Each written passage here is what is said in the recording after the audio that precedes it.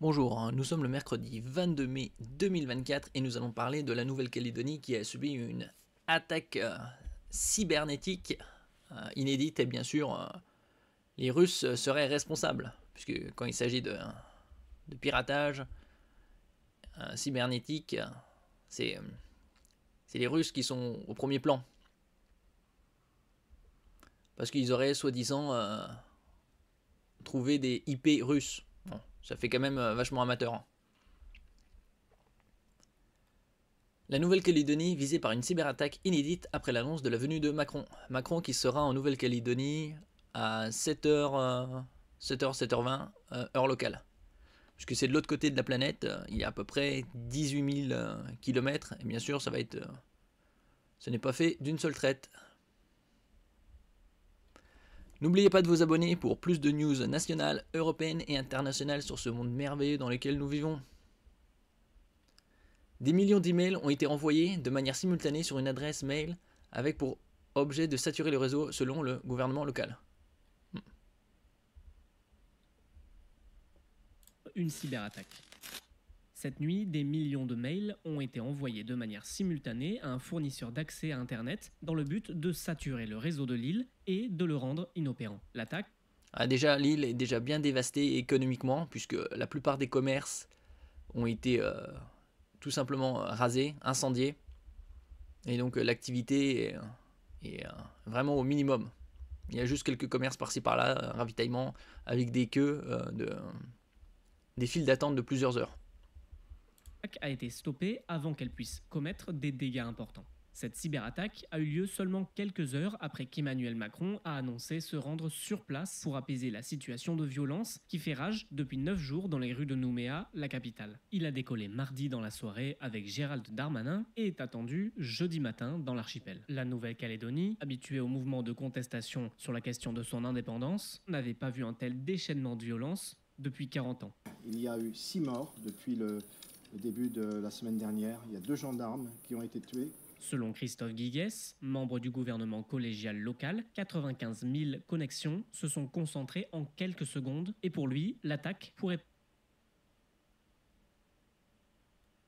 subir une cyberlégiale locale. 80 connexions se sont concentrées en quelques secondes et pour lui, l'attaque pourrait provenir de la Russie, habituée à lancer de telles opérations préparées à l'avance.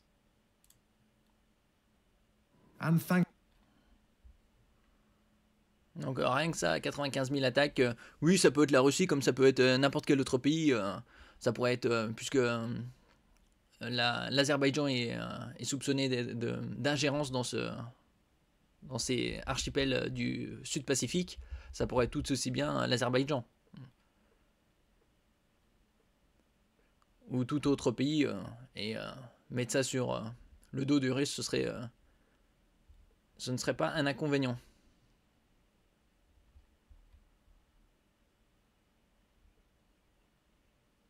Emmanuel Macron a quitté Paris mardi soir pour se rendre en Nouvelle-Calédonie où il prévoit d'installer une mission au contour encore flou. Ouais, de toute façon, Macron, il peut se déplacer, mais que fera-t-il hein? Il n'y a aucun intérêt, c'est comme Darmanin se déplaçant en Normandie pour faire un speech. Ah, je me suis déplacé, j'ai serré des mains. Ça sert à rien. Ils prennent pas de décision, ils font juste se déplacer pour pouvoir voyager. Dans le but d'apaiser la situation sur l'île, l'archipel. Oui, parce que ça fait déjà plus d'une semaine maintenant qu'il y a eu des incidents sur l'archipel qui ont causé des centaines de millions d'euros, comme je disais au tout début, de dégâts. L'annonce avait été faite mardi, peu avant midi, heure de Paris. Oui, il a préféré se rendre directement en Nouvelle-Calédonie plutôt que d'assister à une cérémonie à l'hommage des 2 agents pénitentiaires qui ont été tués il y a une semaine en Normandie, à un péage. Entre temps, ils n'ont pas retrouvé l'autre fugitif. Le chef de l'État, qui a décollé en début de soirée selon l'Elysée, doit arriver jeudi matin, heure locale, dans l'archipel français du Pacifique. Oui, il est arrivé.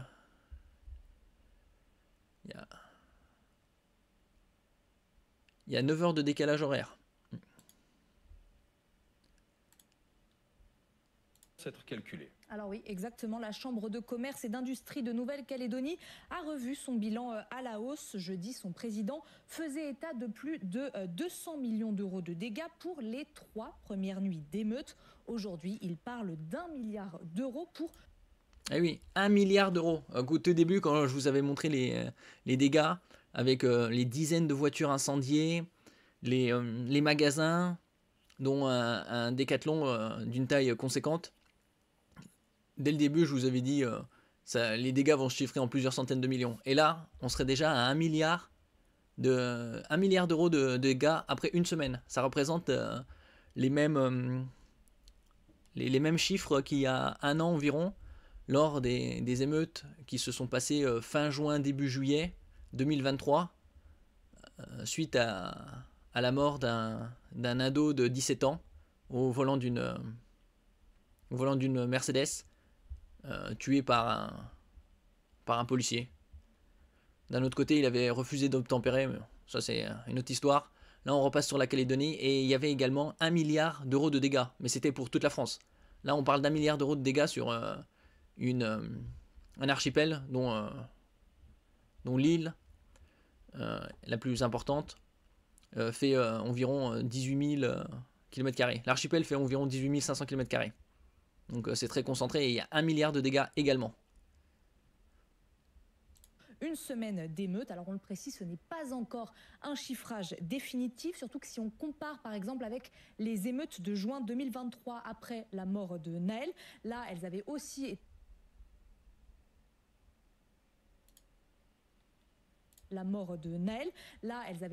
été estimées à 1 milliard d'euros, mais elles avaient duré 11 jours, soit quasiment 2 fois plus que celles en Nouvelle-Calédonie. Alors, ça concerne combien d'entreprises, Maëva? Alors, toujours d'après la Chambre de commerce et d'industrie. Quand on voit la taille de l'île et 1 milliard de dégâts, on se dit que toute l'économie a été vaporisée.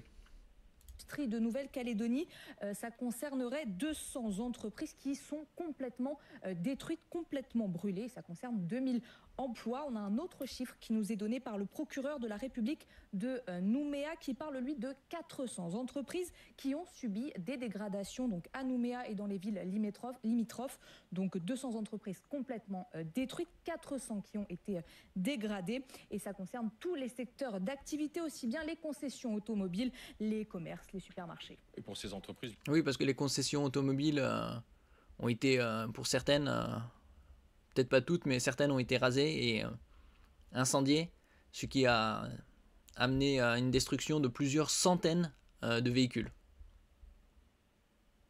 Bien sûr, se pose la question de l'indemnisation et ça risque de ne pas être simple. Exactement, évidemment, c'est à ça que pensent ces entreprises et ça ne devrait pas être simple, vous l'avez dit, parce que les compagnies d'assurance des entreprises ont durci leurs contrats ces dernières années, notamment après les émeutes de l'année dernière de juin 2023. Les niveaux de couverture ont donc baissé pour les entreprises. Et puis ce n'est pas tout, il y a un autre paramètre qu'il faudra prendre en compte, c'est le qualificatif que les assureurs vont retenir parce que le haut-commissaire de la République en Nouvelle-Calédonie a parlé de guerre civile. Or, en droit des assurances, eh bien, les guerres sont le plus souvent exclues des contrats, contrairement par exemple au vandalisme ou aux émeutes. Donc certains assureurs pourraient retenir ce motif pour ne pas indemniser leurs clients.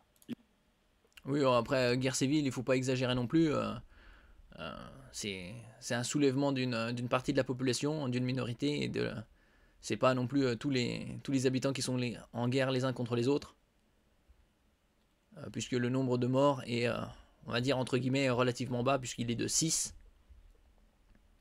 En ce qui concerne les dégâts, oui, c'est des dégâts colossaux pour un petit archipel de 18 500 km², puisque les dégâts se chiffrent à environ 1 milliard. Et encore, c'est pas définitif, c'est une estimation. Mais on peut se rendre compte que, vu les incendies, le nombre de voitures incendiées, de magasins d'entreprises détruites, là on parle de 200 entreprises détruites, 400 dégradées, autant dire que tous les commerces sont touchés.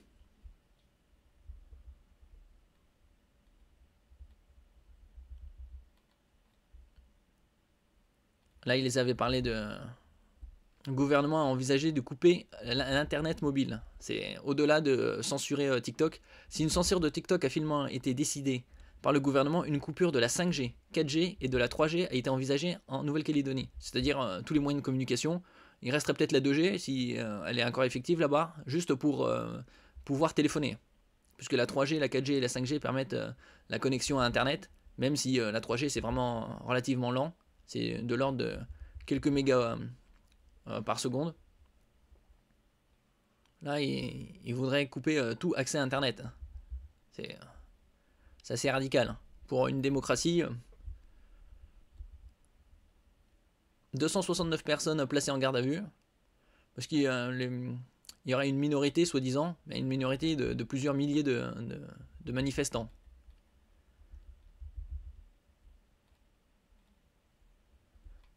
Le gouvernement a déjà envoyé plus d'1 millier de renforts, policiers, gendarmes, la semaine dernière. Dans les commerces, il n'y a plus grand chose dans les rayons. Bah oui, puisque l'île n'est pas très ravitaillée. Et pas mal de commerces ont été justement pillés, puis incendiés. Ou juste incendiés, pour certains. Azerbaïdjan-Chine, un texte de loi étudié au Sénat sur la question des ingérences étrangères. D'un autre côté, c'est la guerre. La France aussi fait de l'ingérence dans d'autres pays du monde. Le Sénat examine ce mercredi une proposition de loi visant à renforcer l'arsenal de lutte contre les ingérences étrangères, un sujet revu sur le devant de l'actualité en raison de la crise actuelle. Paris a en effet publiquement accusé l'Azerbaïdjan d'ingérence, ce que Bakou a immédiatement rejeté, épinglant notamment un mémorandum de coopération signé en avril entre le Congrès de la Nouvelle-Calédonie et l'Assemblée nationale de l'Azerbaïdjan. L'influence de la Chine, à travers le réseau social TikTok, actuellement interdit sur place, est également crainte par des personnalités politiques. Oui, les Américains aussi utilisent leurs réseaux sociaux pour, soi-disant, la démocratie et tout.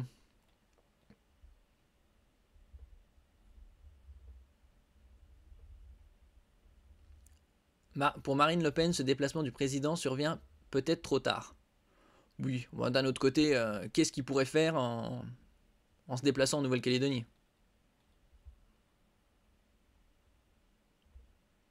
Je vous avais parlé de la cyberattaque il y a quelques minutes de ça. La majorité des IP, c'est-à-dire Internet Protocol, proviendrait de Russie.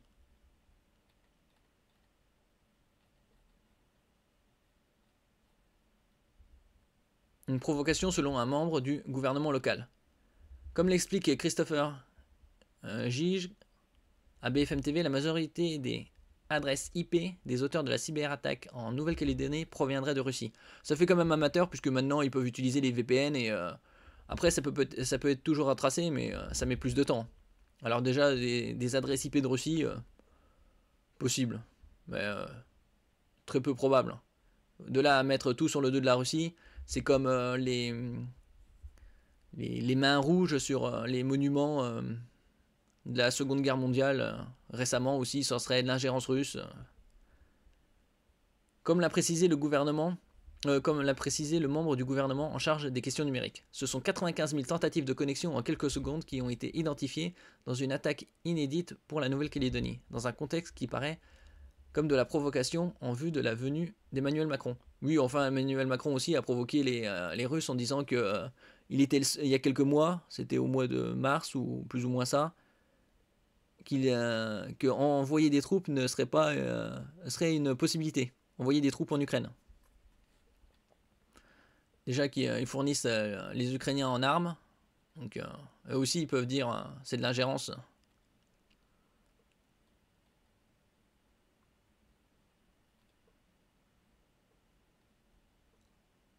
Des unités du GIGN et du RAID déployées sur les points hautement sensibles.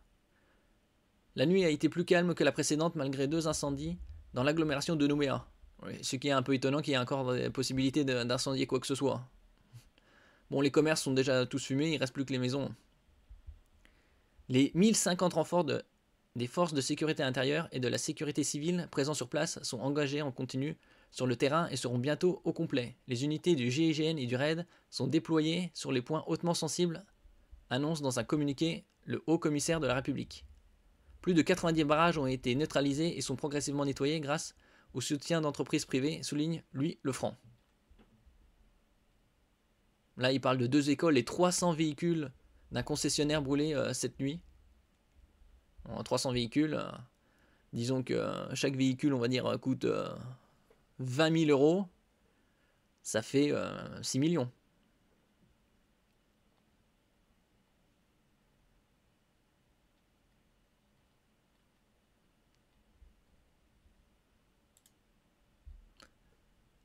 Nouvelle-Calédonie, ce que les indépendantistes cachent à leurs électeurs, la tribune d'un chef d'entreprise établi à Nouméa. L'un des nœuds du problème, estime Vincent, bon, à mon avis avec une astérix ça veut dire que le prénom a été changé, entrepreneur dans le secteur des services, c'est que les indépendantistes ont tenté de faire croire à leurs sympathisants qu'une éventuelle indépendance de l'archipel serait sans conséquences financières pour la population locale.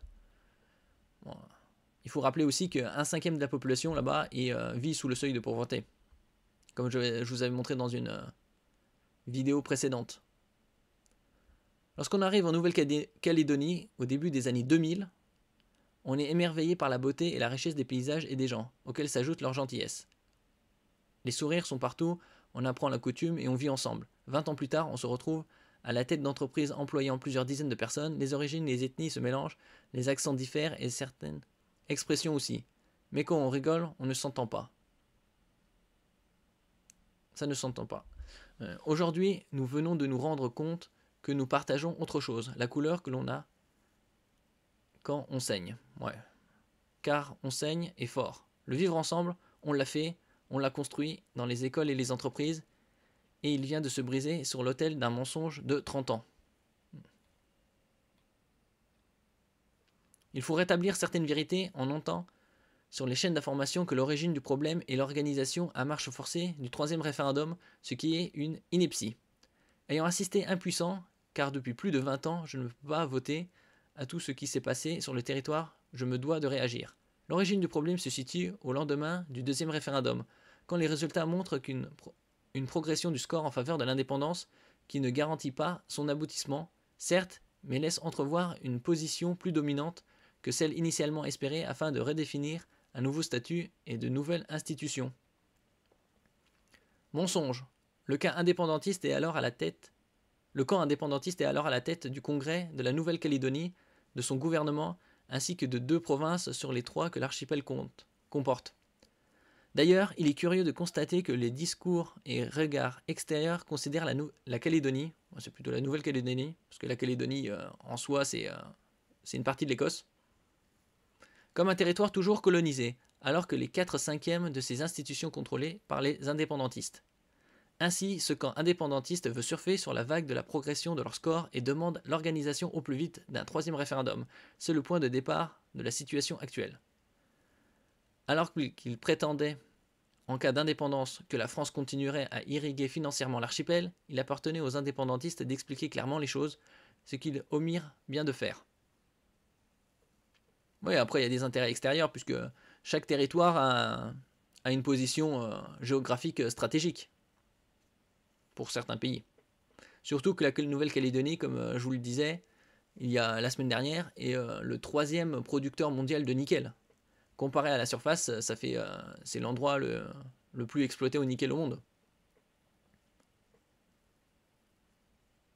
Cette demande fait réagir les personnalités de tous bords. Les indépendantistes eux-mêmes demandent à l'État qu'il accepte de produire un document détaillant ce que serait la Nouvelle-Calédonie le jour d'après.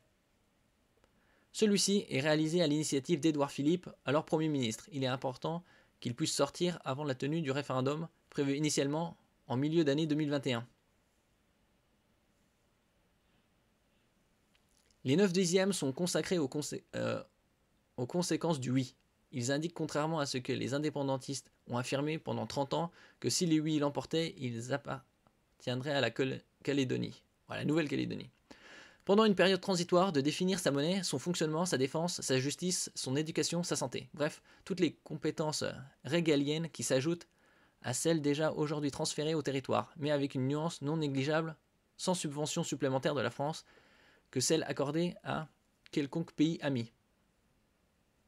Oui, d'un autre côté, Et ils disent aussi qu'il y a un problème en Nouvelle-Calédonie à cause de la chute du cours du nickel. Il faut rappeler que le nickel est aux alentours de 18 à 20 000 dollars la tonne. C'est vrai qu'il y a en 2008-2007, le cours était de 54 000 dollars la tonne. Sauf qu'à l'époque, le dollar, c'était 1,60 $ pour 1 euro. Alors qu'actuellement, c'est 1,07 $, entre 1,05 $ et 1,10 $ pour 1 euro. Alors qu'il prête, oui. Coup d'État, le nom l'ayant emporté, il fallait donc en conclusion des accords de Nouméa observer la situation ainsi créée pour organiser l'avenir, mais rien n'a été fait. 2 ans et demi plus tard, la mandature correspondant aux élections provinciales arrive à son terme et il est juridiquement très compliqué d'en organiser de nouvelles sur les bases transitoires et temporaires d'un accord désormais révolu. Les indépendantistes se sont retrouvés dans une impasse et ils ont choisi l'insurrection pour en sortir. Oui. Quel formidable pays nous pourrions faire si toute cette organisation et cette énergie étaient mises en service de l'économie. Comment allons-nous travailler et avancer ensemble dans nos entreprises demain? Là, ça va être chaud puisque 200 entreprises détruites, 400 endommagées assez gravement.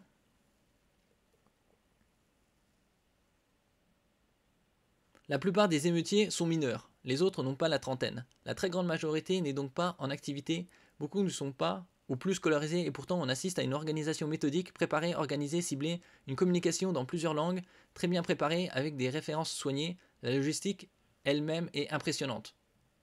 Donc ils sont peut-être plus scolarisés mais ils sont pas totalement débiles. Ou débiles du tout. En face, les riverains ont assisté impuissants à l'incendie de leur entreprise, de leur outil de travail, des écoles, des supermarchés, des médiathèques. Il ne s'agit pas de voler, il faut casser et brûler.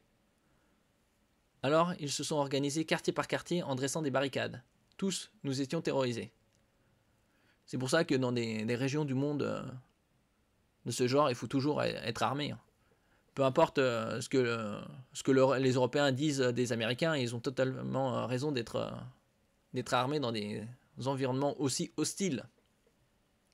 Et je m'interroge, quel formidable pays nous pourrions... Oui. Comment allons-nous travailler et avancer ensemble dans nos entreprises demain? Mes salariés sont pour moitié Kanak. Oui, la population, je vous avais montré qu'environ 40-42% de la population était d'ethnie Kanak. Même avec dans une société du vivre ensemble et tout ça, il y a toujours une segmentation ethno-culturelle, puisqu'on voit des statistiques sur la population.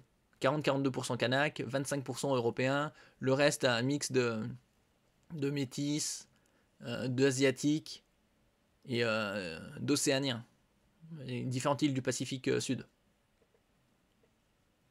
Et en plein cœur des émeutes, je me suis organisé pour leur verser leur raconte afin qu'ils ne subissent pas, au-delà de la honte, qu'ils éprouvent les conséquences d'une guerre qu'ils ne veulent pas.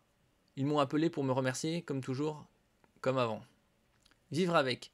On a essayé d'interroger les meneurs, mais ils restent à ce jour introuvables et muets.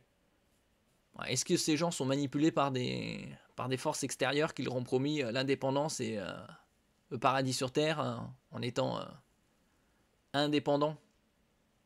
Imaginez un pays comme la France attaqué par une partie de sa population avec le représentant de la première institution qui ne réalise aucune prise de parole au bout de 5 jours et 5 nuits et qui reste à ce jour introuvable. La discussion est indispensable et incontournable. Ouais, c'est le minimum, autrement, il ne se passe plus rien de positif.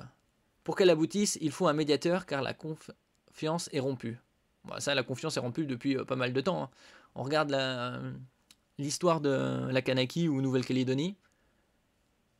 Au cours de ces à peu près 170 ans, ou plus ou moins, et il y a eu plusieurs soulèvements et conflits qui ont mené à des dizaines de morts, voire plus.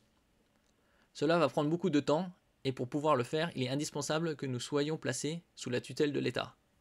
C'est un coup d'État, car ce qui vient de se passer n'est pas qu'une attaque contre l'économie calédonienne, comme la CCAT l'a écrit et annoncé. C'est bien plus grave, oui, parce que toute l'économie est à terre quasi. Sans une prise en main, la Calédonie ne s'en relèvera pas.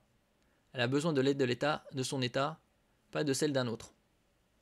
Oui, d'un autre côté, la Calédonie fait partie de la France, donc même si c'est à l'autre bout de la terre.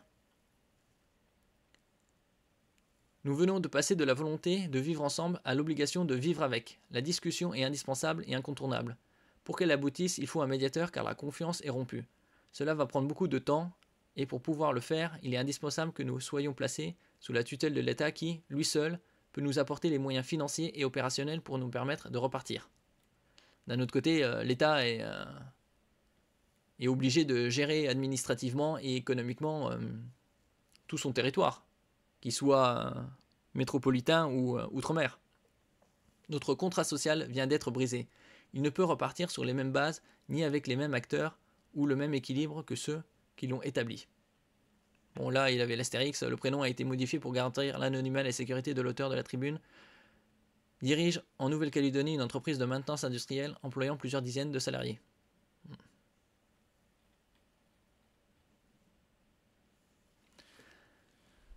On verra combien de temps ça va durer, mais pour l'instant, ça fait déjà plus d'une semaine.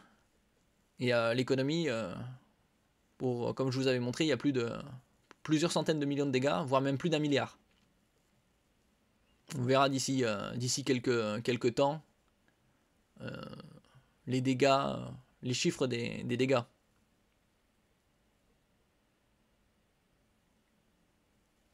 Merci pour votre écoute. N'oubliez pas de mettre un j'aime, un commentaire, de partager et de vous abonner à la chaîne. À la prochaine fois.